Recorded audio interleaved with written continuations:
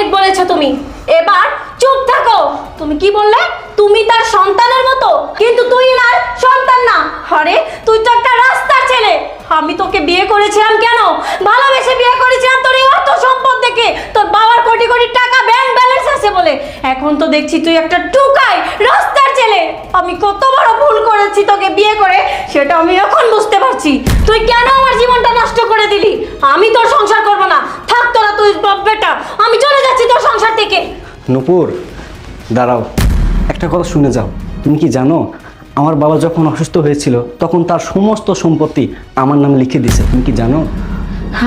আরে তুমি এসব কি বলছো? আমি তো যেতাম না, আমি তোমাকে পরীক্ষা করছিলাম। দেখা পরীক্ষা করলি তাই না? হাইরে ছলনাময়ী, এই তুই কি ভেবেছিস অর্থ সম্পদের লোভে তুই আবারও আমার কাছে ফেরত আসছিস তাই না?